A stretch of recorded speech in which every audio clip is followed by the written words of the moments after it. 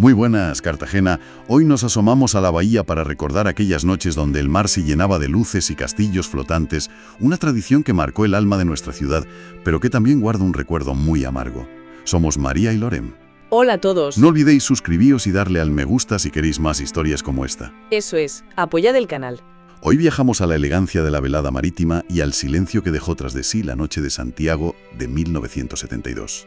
Es que para entender bien la magnitud de lo que pasó aquella noche hay que hacer un ejercicio de imaginación muy potente, ¿eh? Totalmente. Hay que visualizar una ciudad que de repente decide que su puerto industrial, o sea, ese lugar lleno de grúas, de carbón, de ruido constante, pues se va a convertir en el escenario de un teatro mágico. Claro, le dan la vuelta por completo. Exacto. Imagínate el olor a salitre, mezclado con el zumbido de miles de bombillas eléctricas reflejándose en una lámina de agua totalmente oscura. La bahía no era solo un paisaje de fondo ahí puesto. Ya, era otra cosa. Era el espejo donde la sociedad de la época quería verse reflejada, pero en su versión más sofisticada, ¿sabes? Fíjate qué curioso esto, porque al recordar toda esta transformación, solemos dar por sentado que el Paseo de Alfonso XII siempre estuvo ahí tal cual lo conocemos hoy. Sí, es un error muy común. Pero claro, antes del último tercio del siglo XIX, la relación de la ciudad con el mar era puramente utilitaria. Es decir, era un muelle estrictamente comercial. De trabajo duro, vaya. Exacto, de sudar la gota gorda. Y me fascina cómo se pasa de eso a montar una especie de espectáculo inmersivo que, ríete tú del cine en 3D o de las proyecciones modernas, ¿eh? Era una auténtica barbaridad sensorial. Es que el cambio físico del puerto fue la clave de todo. Piensa que entre 1874 y el 77 se llevó a cabo un proyecto de ingeniería colosal. Mover cielo y tierra, literalmente. Literalmente. Le ganaron terreno al mar, rellenaron zonas, estructuraron todo el borde costero y de repente la ciudad respiró, porque hasta entonces Cartagena había estado súper encorsetada. Muy asfixiada por ser una plaza militar, ¿no? Eso es. Estaba ahogada por sus propias murallas y su condición militar, pero al abrirse ese gran paseo, la mentalidad colectiva hizo un clic tremendo. Cambió el chip por completo. Totalmente. El puerto dejó de ser solo el sitio donde iban a descargar los estibadores. Se convirtió en el gran escaparate burgués. La gente bajaba al atardecer, alquilaba sus sillitas de enea y se sentaba simplemente a mirar. A mirar y a ser vista, claro. Exacto, a presumir un poco. Es la aparición del ocio urbano puro y duro. Pero lo que me vuela la cabeza de verdad es cuando deciden llevar las ferias de verano a ese mismo muelle. A partir de 1887, sí. Eso, a finales de siglo. Empezaron a construir portadas monumentales, unos pabellones de madera que eran exquisitos. Recuerdo un detalle de un pabellón de inspiración oriental o japonés, diseñado por Víctor Beldry para el Círculo Militar. Una maravilla modernista. Una maravilla, pero que entra dentro de lo que llamamos arquitectura efímera. Y a ver, explícame un poco la psicología detrás de esto, porque gastar una auténtica fortuna y el talento de los mejores artesanos en construir una obra maestra que sabes que vas a desmontar semanas después, pues parece un sinsentido económico total.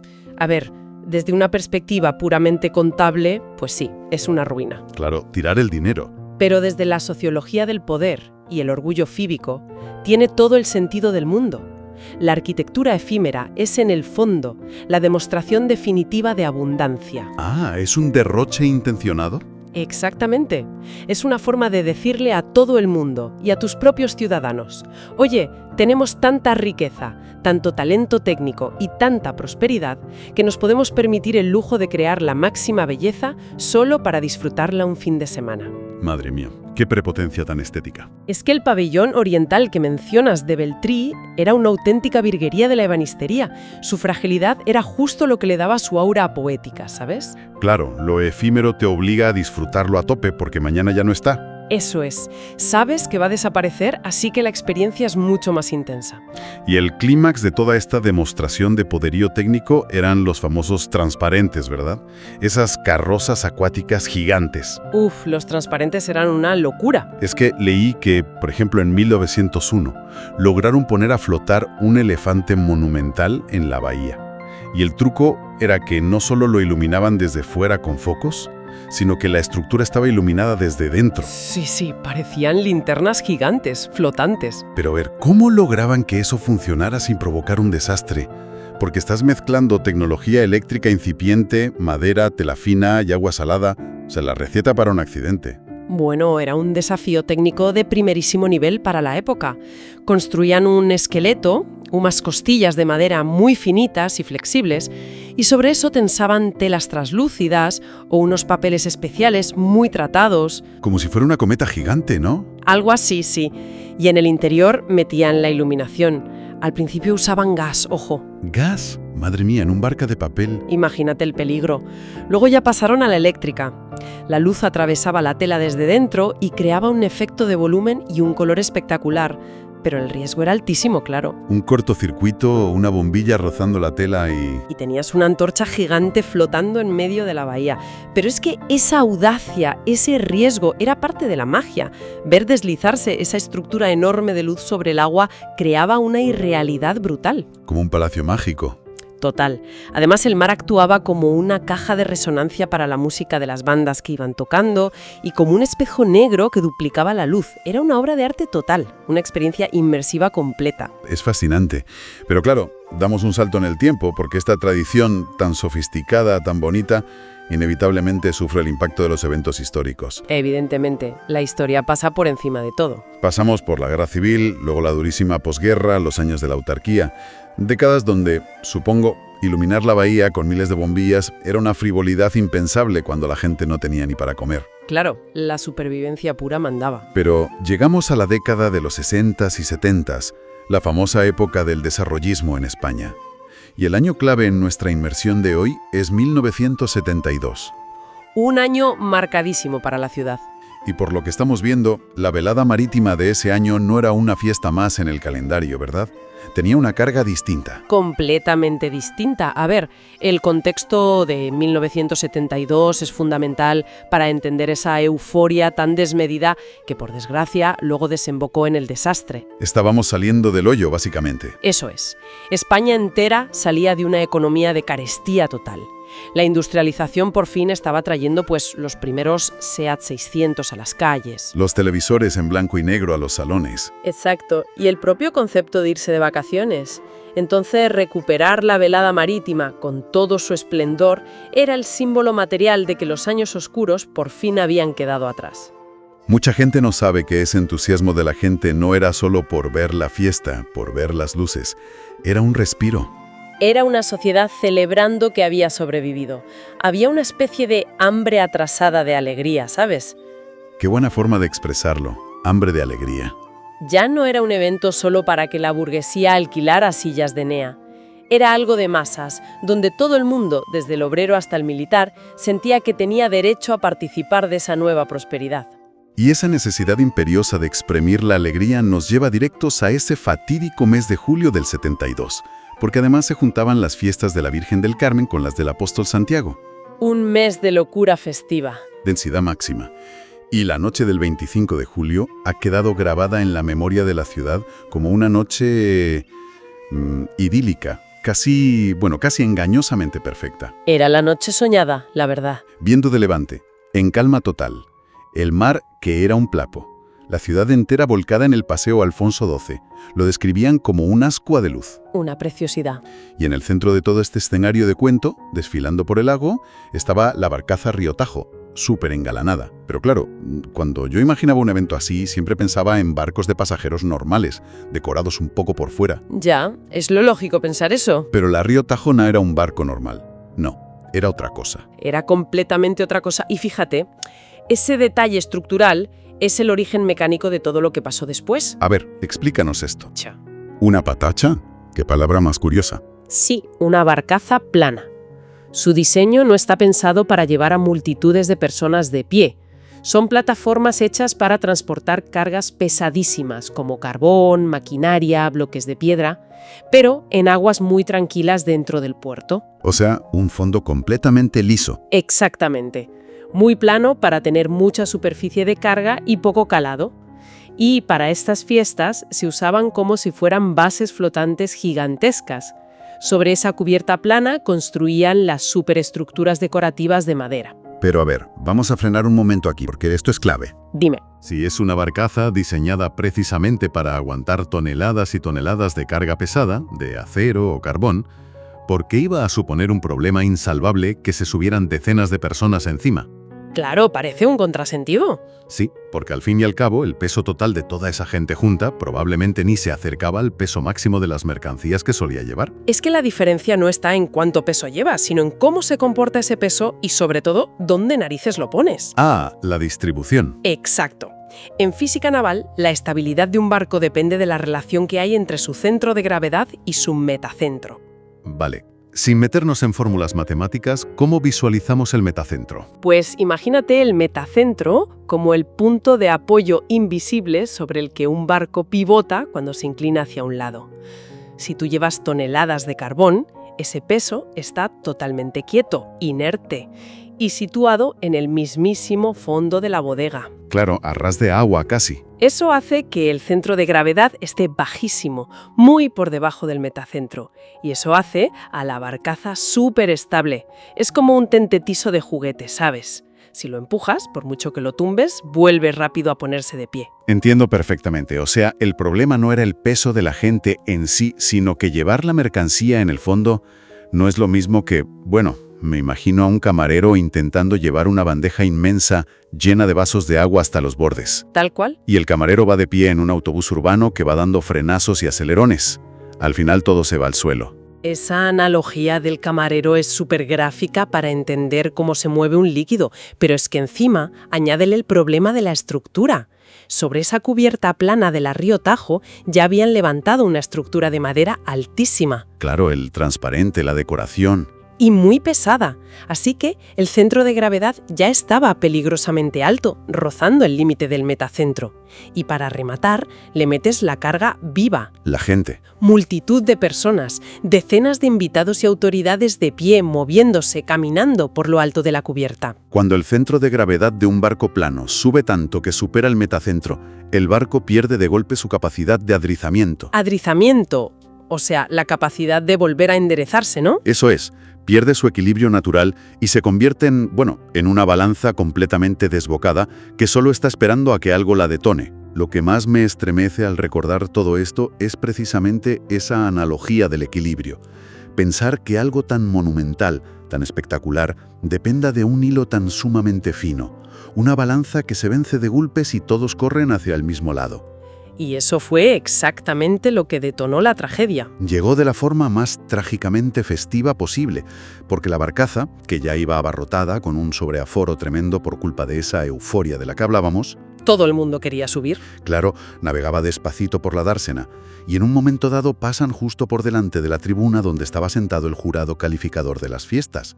¿Y qué hace la gente de manera instintiva cuando ve al jurado? Pues moverse, saludar. Querer verlos. Exacto. Un porcentaje enorme de las personas que estaban a bordo se desplazó a la vez hacia la misma banda del barco, hacia estribor. Madre mía. Y ese desplazamiento masivo de la carga humana hizo que el centro de gravedad se moviera violentamente hacia un lateral. Y como el margen de estabilidad ya estaba agotado por la altura de la decoración de madera, no pudo aguantarlo. La barcaza no pudo contrarrestar el peso. Se generó lo que llamamos un momento de escora incontrolable. Es que, leyendo las crónicas y los testimonios de los supervivientes, lo más aterrador es que no fue un hundimiento de estos de película de Hollywood. No, para nada. No, fue el Titanic. Eso no es que haga aguas poco a poco y la gente tenga 20 minutos para saltar por la borda. Tampoco fue un balanceo fuerte. De hecho, antes de salir, ya había rumores de que se escuchaban crujidos. Sí, listones de madera que cedían. Que la madera estaba crujiendo bajo un peso brutal. Pero el colapso fue súbito. Un vuelco fulminante de campana. Literalmente en cuestión de 3 o 4 segundos. Al desplazarse todo ese peso, la embarcación pierde el plano de flotación, rota sobre su propio eje longitudinal y se da la vuelta entera. ¡Qué horror! Y ahí es donde entra la trampa mortal. Esa maravillosa y gigantesca obra de arte efímera, llena de luces y maderas, de repente se convierte en una jaula. Cae sobre ellos. Al darse la vuelta el barco, toda esa estructura pesadísima aplasta a las personas contra el agua y las arrastra hacia el fondo oscuro del puerto. Ufe, el choque emocional de ese momento tiene que ser inabarcable. Imagina la escena. Estás en una noche de verano perfecta, escuchando música de pasodobles por los altavoces, fuegos artificiales de fondo, miles de familias cenando tranquilamente en el paseo. Una noche de fiesta total. Y en un milisegundo, la estructura gigante desaparece bajo el agua. Los cables de alta tensión se seccionan de golpe. Todo a oscuras. Esa zona de la dársena se queda en completas tinieblas y la música alegre es reemplazada de repente por gritos de pánico absoluto. El caos que se debió vivir en el Paseo Alfonso XII buscando a familiares en el agua debió ser el infierno en la tierra. Lo fue. La gente se lanzaba a oscuras al agua intentando levantar a pulso vigas de madera anegadas. Intentando sacar a los que habían quedado debajo de los escombros flotantes. La desesperación en esas labores de rescate fue extrema. Imagínate a civiles en traje de fiesta, marineros, los pocos servicios de emergencia que había, todos luchando contra la oscuridad y el fango del puerto. Sin ver absolutamente nada. Nada. Y a pesar de ese esfuerzo titánico de la ciudad, el saldo fue devastador. 10 víctimas mortales. 10 personas que no volvieron a casa. 10 personas que habían salido esa noche simplemente para celebrar el punto álgido del verano cartagenero. Y se encontraron atrapadas en una trampa de madera y lona bajo el mar. Es desgarrador. Cualquiera que escuche este relato hoy en día, con nuestra mentalidad del siglo XXI, seguramente pensará: bueno, fue un accidente espantoso, sí, causado por un exceso de aforo evidente y una falta de regulación. Claro, lo ves con ojos de hoy y piensas en prevención de riesgos laborales. Eso es. Piensas que lo lógico habría sido, pues, depurar responsabilidades, implementar protocolos de seguridad, prohibir las patachas planas para estas cosas o poner aforos estrictos. Chalecos salvavidas, inspectores, en fin, lo normal hoy. Pero la reacción institucional en aquel momento fue extirpar la tradición de raíz. La velada marítima de Santiago se canceló para siempre. ¿Por qué se optó por una cancelación tan fulminante en lugar de simplemente regularla mejor? Porque el trauma colectivo superó cualquier capacidad de gestión que tuvieran en esa época. En 1972, la cultura de la prevención no estaba tan estructurada. No había planes de emergencia como los de ahora. Para nada. Pero sobre todo estaba el peso psicológico y político del asunto.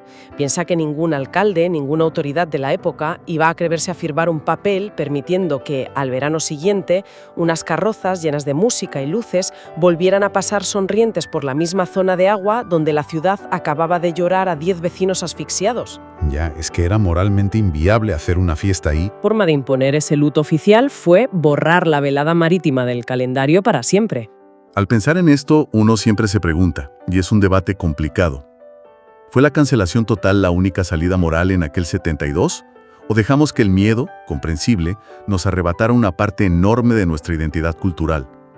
Es un debate súper complejo, la verdad. Es que borrar una tradición que llevaba un siglo haciéndose de un plumazo tiene unas consecuencias colaterales enormes que a menudo quedan en la sombra por la propia magnitud de la tragedia de las muertes, claro. Desde luego, el impacto fue mucho más allá de perder una noche de fiesta. Claro, como ha documentado fenomenalmente el cronista Juan Ignacio Fernández, esto no fue solo una pérdida, digamos, estética o folclórica. Fue un mazazo brutal para la economía artesanal de Cartagena. Desaparecieron oficios enteros de la noche a la mañana. Es que había maestros, ebanistas, tallistas de madera de primera. Electricistas súper especializados en montajes efímeros, artistas plásticos, diseñadores. Había una red brutal de talleres que trabajaban durante meses casi en exclusiva para preparar las carrozas. Y al suspenderse todo, de repente ese ecosistema se desmorona. Completamente.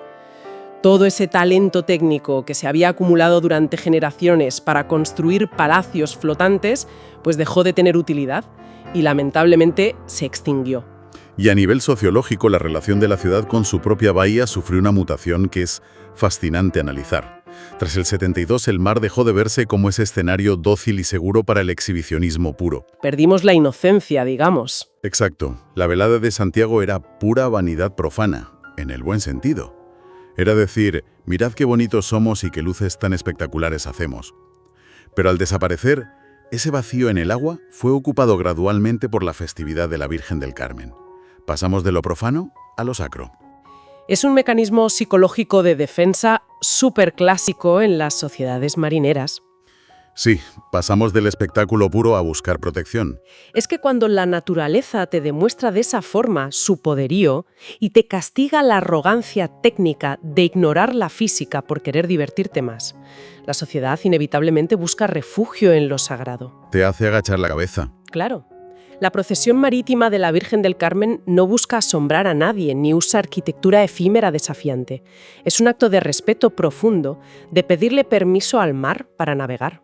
Siguen existiendo barcos engalanados, ojo, no le hemos perdido del todo. Sí, sobre todo en zonas de muchísima tradición, como Santa Lucía o Isla Plana. Pero el tono es completamente distinto. Es devoción, no es un derroche para impresionar. Es verdad. Y 50 años después de aquello, cuando en 2022 se celebró el aniversario y el homenaje oficial, te das cuenta de que para las nuevas generaciones de cartageneros todo esto suena a leyenda urbana. A ciencia ficción, casi. Ven fotos en blanco y negro de esas estructuras iluminadas que parecen naves espaciales flotando y les cuesta creer que eso ocurriera en su mismo puerto. Y aunque en fiestas modernas como cartagineses y romanos usamos el mar para batallas y desembarcos... Sí, pero con unos controles de seguridad draconianos. Claro. Controles que hacen impensable que ocurra otro río Tajo. Hemos aprendido a golpes a habitar la dársena con un respeto que en los años 70 se vio un poco desbordado por el exceso de entusiasmo, la verdad. Y creo que eso es lo que más me ronda la cabeza después de desgranar toda esta historia contigo. La mente humana tiende siempre a construir sus mayores logros empujando los límites. Somos así por naturaleza. La velada marítima fue, en esencia, un poema visual escrito sobre el agua. La máxima expresión de una ciudad que quería gritarle al mundo que había sobrevivido a sus épocas más oscuras. Una reivindicación preciosa. Pero que terminó convertida en una elegía durísima. Nos dejó una lección que no se olvida. La belleza desmedida y la ambición, si no van ancladas a una responsabilidad absoluta sobre las leyes del entorno, acaban devorándose a sí mismas. Es una síntesis perfecta del espíritu de aquellos días. La memoria de nuestra ciudad está construida de ese barro, del talento asombroso capaz de hacer flotar luz en medio de la noche y de la humildad forzada por las tragedias. Porque Cartagena siempre será una ciudad que vive de cara a su puerto, recordando sus luces pero sin olvidar sus sombras. Nos escuchamos en la próxima.